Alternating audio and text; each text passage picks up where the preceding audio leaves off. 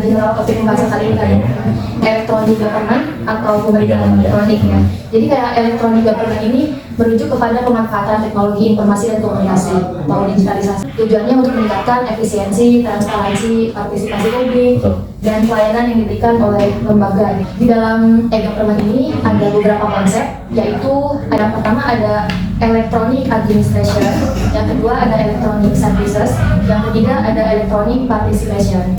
Nah, yang dimaksud electronic administration ini penggunaan teknologi informasi untuk meningkatkan efisiensi efektivitas dalam menyelenggarakan administrasi publik, gitu ya.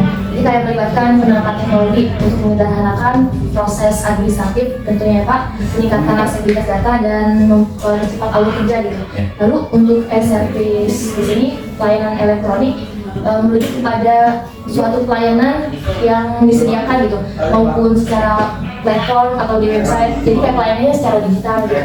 Lalu yang terakhir e-participation atau partisipasi elektronik gitu. Kalau e-participation ini tentang keterlibatan aktif masyarakat dalam proses e-administration dan e-service ini. Mungkin langsung aja tentang e-administration gitu ya. Apakah di lembaga Bawaslu ini terdapat portal, situs web atau platform gitu ya? Untuk mempermudah kegiatan administrasi. Iya. Oke. Kalau di Bawaslu sendiri itu ada beberapa yang kita gunakan. Pertama untuk percepatan administrasi ya. Yang pertama mungkin dari sisi arsip surat menyurat itu ada Sri Kandi namanya. Nah, Sri Kandi itu digunakan oleh Bawaslu untuk mempermudah kita dalam pengambilan nomor surat.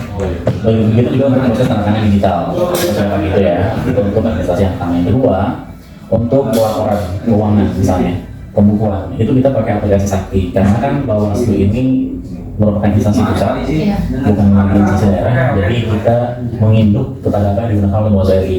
Kita gunakan aplikasi Sakti itu untuk pelaporan keuangan secara keseluruhan.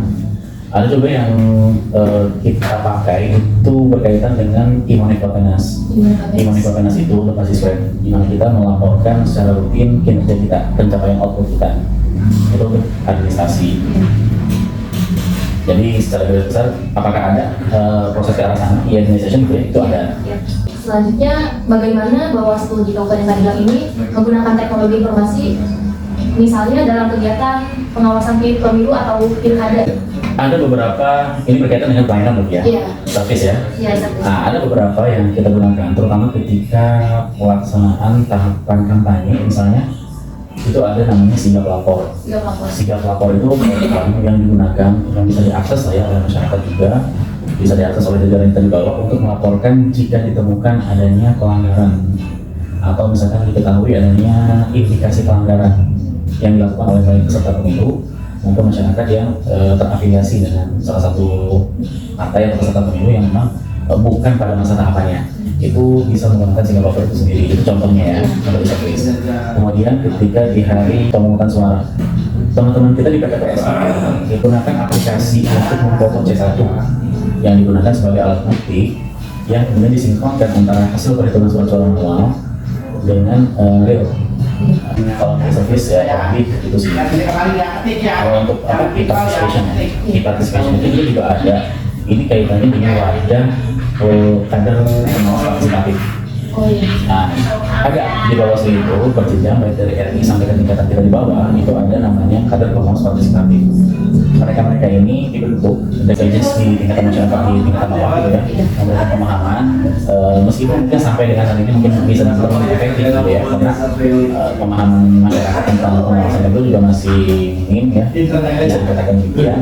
Tapi paling tidak upaya kita untuk menumbuhkan atau misalnya meningkatkan pemahaman publik itu sudah ada melalui tadi pengawas kader pengawas partisipatif. Nah itu kita ada semacam platformnya, di mana di situ terhimpun berbagai macam masukan dari masyarakat yang memang masuk ke dalam pengawas partisipatif di website yang memang disediakan oleh Bawaslu RI kemudian digunakan oleh kita. Jadi segala macam bentuk aplikasi ya itu sudah disediakan oleh Bawaslu RI, diturunkan ke provinsi kemudian digunakan oleh kita. Berarti kalau untuk administration di Bawaslu sendiri selain website ada juga beberapa platform aplikasi. Ada. Itu kan yang tadi untuk administrasi kan ada Sri Kandi ya.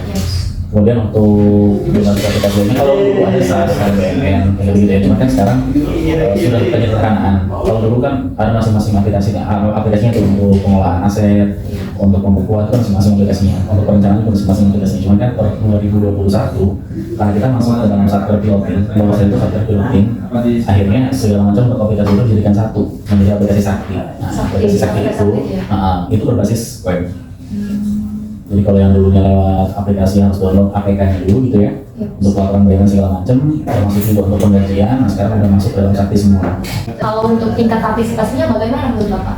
Kalau misalkan sakti untuk administrasi itu kan wajib sifatnya. Jadi setiap satuan kerja, setiap kantor itu wajib menggunakan sakti untuk laporan segala sesuatunya. Itu untuk administrasi. Kalau untuk kita bicara di service ya, kalau kita bicara di service, tingkat partisipasi masyarakat terutama ketika tahapan pemilu kemarin itu tinggi. Terutama kalau kita bicara soal jajaran kita di bawah, kan kita berjenjang dari RI, provinsi, kabupaten, kecamatan, dan desa sampai ke TPS dan OCPS. Itu mereka menggunakan platform yang memang disediakan oleh kita untuk penyampaian laporan segala macamnya. E-service itu kan terbagi dua ya. Pelayanan itu kan bisa muaranya ke masyarakat atau bisa juga ke internal. Kalau yang muaranya ke masyarakat itu kan bisa mengakses misalkan bisa ke PID. Nah bagi teman-teman misalkan teman-teman mahasiswa yang butuh data apapun itu terkait dengan pemiluan misalnya, datang ke Bawaslu bisa langsung mengakses ke website KPID, minta data. Jadi udah nggak ada lagi tuh sekarang misalkan datang ke Bawaslu, bagaimana data nggak, kita lebih sederhana. Nanti teman-teman dimanapun itu buka website KPID, silakan masukkan nama, email segala macam, sampaikan butuh data seperti apa, nanti admin kita atau operator kita akan membalas seperti itu. Bagaimana elektronik service telah membantu meningkatkan efisiensi dan efektivitas dalam proses pengawasan pemilu di Bawaslu sendiri? Untuk pengawasan pemilu ya, efektivitas efisiensi itu sangat terbantu. Kita bicara efektivitas, itu kita bicara soal waktu. Secara konvensional, biasanya orang kan menyampaikan laporan atau misalkan menyampaikan temuan itu kan datang dari satu tempat ke tempat pertama, ya kan? Secara visi data, misalnya saya pengen ke Bawaslu, menyampaikan laporan ini segala macam. Nah, sebenarnya adanya aplikasi-aplikasi yang ada, baik secara web maupun secara aplikasi yang diinstal melalui platform Android ataupun phone ya, itu sangat membantu teman-teman mengefektifkan waktunya. Secara biaya pun juga itu sangat efisien menurut saya. Untuk investasi aplikasi itu sebenarnya kan di awal saja, tapi kalau misalkan digunakan terus-terusan di setiap kali ada pemilihan, itu kan juga sangat efektif dan efisien. Sangat membantu banget ya Pak adanya elektronik atau digitalisasi gitu. Untuk yang terakhir mungkin ya, untuk hambatan tersendiri gitu. Jadi kayak untuk hambatan digitalisasi di bawah itu ada nggak sih? Hambatan ini menurut saya ada beberapa permasalahan. Yang pertama, kalau kita bicara sumber daya manusia, ya kan kita tidak bisa menyamakan SDM kita dengan mereka yang ada di Jakarta misalnya, atau daerah-daerah kota besar yang memang secara akses teknologi jauh lebih sering, ya kan. Ada beberapa di antara kita di jajaran dari bawah tingkat kecamatan bahkan desa, ada yang kesulitan untuk mengakses karena keterbatasan pengetahuan, keterbatasan jaringan, yang kedua SDM. Kadang-kala kan teman-teman kita di bawah ini juga ketika bicara soal aplikasi, gimana sih cara misalnya, terus kalau misalkan nanti untuk laporan ini gimana. Nah, hal-hal yang seperti itu, seringkali menjadi hambatan. Meskipun tidak terlalu menghambat, tapi tetap kalau kita bicara efektivitas gitu ya, harusnya misalkan kalau yang bersangkutan memahami dalam 5 detik selesai, ini harus ada 10 detik gitu, kalau gitu. Meskipun memang tidak signifikan lah. Kayak misalnya saya pernah waktu itu pakai menarik data atau meminta data menggunakan Google Drive. Teman-teman itu masih ada saja ditemukan kesalahan dalam pengisian. Misalkan kita minta data, maksud kita A gitu ya, yang bersangkutan malah isinya B, C, D, E gitu. Nah, hal-hal seperti itu kan kalau kita ingin mengeksekusi pekerjaan dengan cepat, artinya harus memfilter kembali kan hal-hal yang salah itu. Nah, itu sih kendala itu lebih kepada pertama jaringan, kedua sumber manusia. Soalnya aman ya? Nggak ada sih. Kalaupun misalkan ada di website ya, website itu kan butuh pemeliharaan, cuma itu bukan ada di kita ranahnya. Karena untuk maintenance itu ada di ranah pusat sebagai pemilik aplikasi.